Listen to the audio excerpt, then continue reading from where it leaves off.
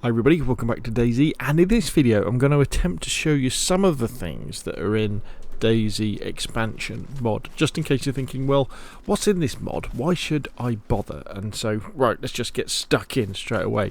Well, here's some of the extra vehicles you can get. Obviously you get flyable helicopters, there's a few of those. This isn't everything, it's just a selection. We get boats, we get different vehicles. There's a Land Rover there, there's a tractor, there's the transit bus, there's different weapons. We've got the M14 Springfield here, then we've got there's the G36, and there's lots of others as well with their accessories, so that's all very cool. Let's go and have a look at some of the map changes that you can get as well. So if we go down to Kamishovo, this is a good example. Now this isn't all over the map, there's certain places, and this is fully configurable, you don't have to have all this stuff if you want, where lots of overgrown stuff has been added as well. So you should see as we go in here, you'll see there's all this grass, see kind of all these extra kind of junk that's been added that makes the map look much older. And lived in, you know, like it's maybe 10 years after the zombie apocalypse. You can also have different interiors to buildings as well. So you can have so the building have lots of different options for that, and this is fully configurable, so you don't have to have everything. You can also change the lighting. There's something called Expansion Plus Gloom that can do that. Let's go to the trader at Green Mountain, so I can show you a few things with that as well. Where are we? Where have I lost it? There's Zelengorsk, which means that Green Mountain is here. There we go. So let's run in here. Obviously we get a safe zone as well, so we can't be shot and stuff like that. So here we have these wonderful traders that have got all this stuff, and it all looks very, very cool. If you trade with someone, you get this really nice HUD UI to talk to them about. You can buy stuff and sell stuff. We also get quests, so you can go up to someone like Peter here, you can take a quest off him. There are some vanilla quests that come with it, and then you can also configure your own, and here's a quest board with other stuff on, so we can pick to choose a quest. On the map, of which we've just seen, we can have server markers. So you can have 2D markers on the map so that you can see them here, but we can also have 3D markers as well. So you can see, so I know if I want to go to the aircraft trader, Balota is 3.7 kilometers that way, Kamenka trader is 4.4 kilometers that way, and we can put our own markers on the map as well. You could also choose to see your squad as well, or your party. You could put them on as well. So it shows us where we are on the map as well, and this is all configurable as well. You don't have to have this, you can put it on if you wanted to, so you can do that way. So already your appetite should be fairly whetted. Now let's jump over to actually the breakdown of kind of DayZ Expansion and the things that are kind of on it. So I'll put in a link in the description of this video to my 2 videos about how to install DayZ Expansion on a local server and also on a community server as well. So if you do watch this and think I fancy having a go, you can.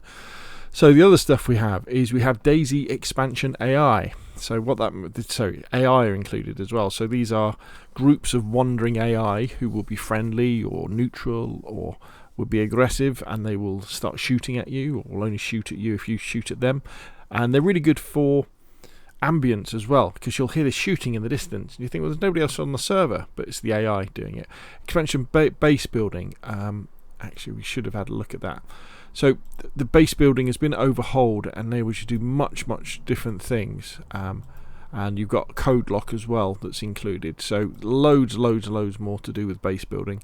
That's a good example there of a kind of a base. You've got HESCO boxes and all sorts of stuff, much better than the vanilla base building.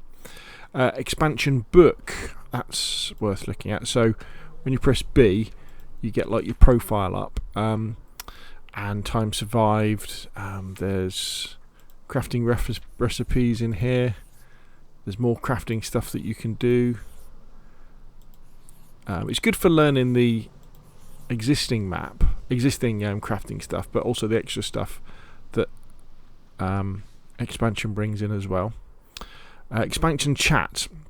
So what that is you can have different types of voice and text chat, as I understand it. Definitely text chat, where you can have like local text chat, you can have group text chat, and you can have global text chat as well. So you can talk to everybody on the server, just the people around you, or just the people in your squad. Expansion core kind of includes that stuff. Expansion vehicles, we kind of showed that. Expansion market, we showed that. Name tags, so people's names come up, and I think you can also choose to show what sort of rarity of weapons they have. Spawn selection, so when you die you can choose where you want to spawn, on the coast or even back at your own base. Groups, so again you have groups of players. Map assets, they are the various things that we can add that are added to the map. Missions, so this is things like airdrops. And navigation, that's what we looked at with the map for looking around it. Weapons, lots of different weapons. Hardline brings a reputation system. So when we were at the trader, for example, you could I've got it turned off at the moment. You can have it so that you can only buy things off certain traders if you have a certain reputation. So you can reward people for doing good things, or stop people doing other things if they're bad. With reputation, so that's interesting. Quest, so we looked at that, and personal storage, which actually I haven't had to play around with personal storage yet as well. Store items in a private and virtual inventory. Alright, so that's interesting as well. So as you can see, DayZ Expansion really does include an awful lot of stuff, and I've only really skimmed over the depth of each one of those modules.